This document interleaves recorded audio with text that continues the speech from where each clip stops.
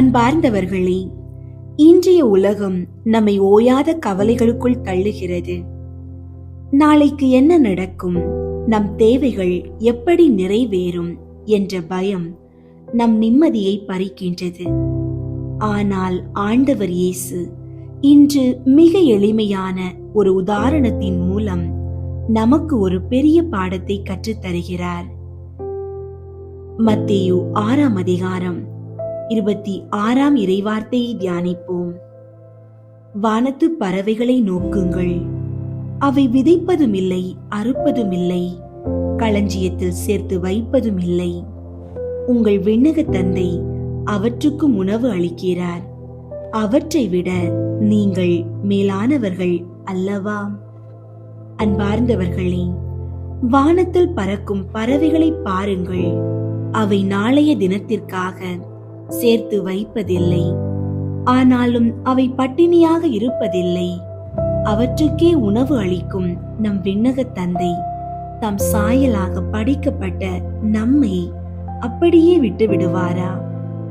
பறவைகளை விட நாம் அவருக்கு மிகவும் மேலானவர்கள். கடவுள் நம் தேவைகளை அறியாதவர் அல்ல. நாம் கவலைப்படுவதால் நம் வாழ்வின் ஒரு நொடி காலத்தை கூட கூட்ட முடியாது.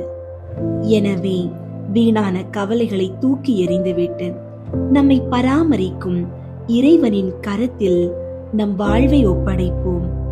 அவர் பறவைகளை வழிநடத்துவது போல நம்மையும் நம் குடும்பத்தையும் சிறப்பாக வழிநடத்துவார். ஜெபிப்போம். எங்கள் அன்பின் பரலோக பிதாவே, எங்களை பராமரிக்கும் உமது மேலான கிருபைக்காக நன்றி செலுத்துகின்றோம்.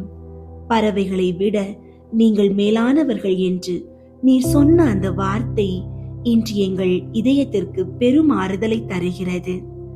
ஆண்டவரே, இன்று வாழ்வின் தேவைகளை எண்ணி கவலையோடும் பயத்தோடும் இருக்கும் உமது பிள்ளைகளை தேற்றும் வேலையில்லாத திண்டாட்டம், பொருளாதார நெருக்கடி, குடும்ப தேவைகள் என எங்களை பாரப்படுத்தும் எல்லா சுமைகளையும் உமது பாதத்தில் வைக்கின்றோம். நீர் வானத்து பறவைகளை பராமரிப்பது போல எங்கள் ஒவ்வொருவரின் வாழ்விலும் அற்புதங்களை செய்யும். இயேசுவின் நாமத்தில் ஜெபிக்கின்றோம். ஆமீன். அன்பார்ந்தவர்களே, கவலைப்படுவதை நிறுத்திவிட்டு கடவுளை நம்பத் தொடங்குங்கள். நீங்கள் அவருக்கு மிகவும் விலையேற பெற்றவர்கள். இன்றைய நாள் முழுவதும் ஆண்டவர் என்னை பார்த்துக் கொள்வார்.